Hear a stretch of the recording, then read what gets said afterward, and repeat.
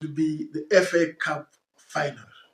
A final that will take Pep Guardiola, if he wins it, to another amassment of trophies, albeit in a very terrible season. But also in a final, you cannot rule out Crystal Palace. Crystal Palace also have shown not once or twice this season how they are capable of creating upsets and playing their matches at a very intensity. Oliver Glasser's men play with a typical 3-4-2-1. As you can see, it's a typical back three, a keeper, a structure of a back three, and a double pivot of a double six, a double 10 here, the striker, Mr. Mateta, Jean Philip, leading this line.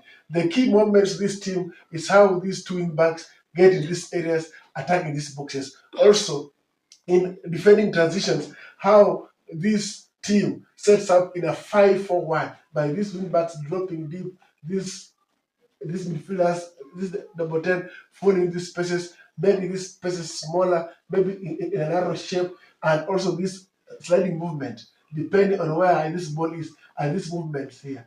Points to note that this Crystal Palace side has got a very typical, very organized structural differences. Against a Pep Guardiola who plays in a 4-3-3, that the key point will be how Guardiola sets up his midfield. Without Mr. Rodri missing, who is training, I don't know how he set up to counteract this midfield scenario here. Meaning, he has to set up his team well. Last match, head-to-head, he put De Bruyne here as a 9, a false 9, who's dropping in between lines here, creating a box midfield, outnumbering this area of the pitch, attacking these places. Point note that Crystal Palace is a very typical good team. Crystal Palace also has got a threat in corner kicks, set pieces. They are dangerous in this area of the pitch, whereby if they get a corner here or any set piece, they're likely to score because of the highest conversion rate, scoring 16 goals this season only from set pieces only. So Guardiola should be worried that this Crystal Palace side is a physical side, and also it's also a team that can harm you in set pieces. And beating by what Guardiola missed against Crystal Palace, they met, and surely they did score against these set pieces. With Adam Wharton holding this fort here in the central area, the problem with this back three is that I would like to see how Guardiola blocks or pretends this block of 3-4-2-1. As I told you earlier in my videos, that the biggest problem of a back three formation is this space here.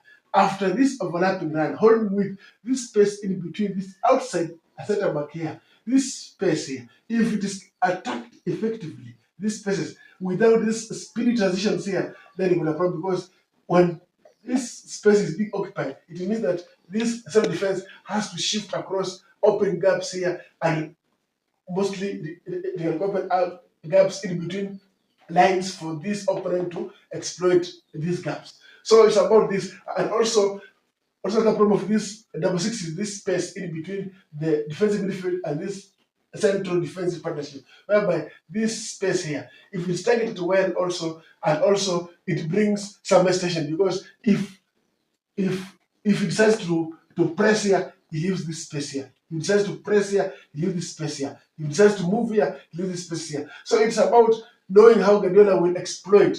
Being a tactical genius, he will know how, I like to see tomorrow how he'll exploit these gaps, and how he penetrate this compact block here with leaving Mr. here only striker here ahead. So I'd like to see how City will break this through this gap. As I've explained before, this is a final. In a final, there are no chances of saying who is favorite. Finals don't bring favorites.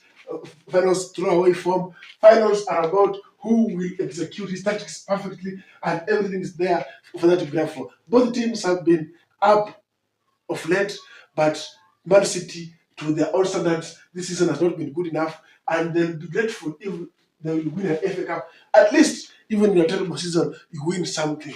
Unlike Crystal Palace were fighting for history and trying to make history by trying to win the first trophy in a so long time. So there is all to play for. Tomorrow, I'll be watching, I'll be analyzing, I'll bring you back here in the video, explain to you what transpired, what tactics Guardiola used to break down this compact block, how did Crystal Palace effectively counter City, and if either of them wins, how was it won, how was it lost? Thank you so much for that video.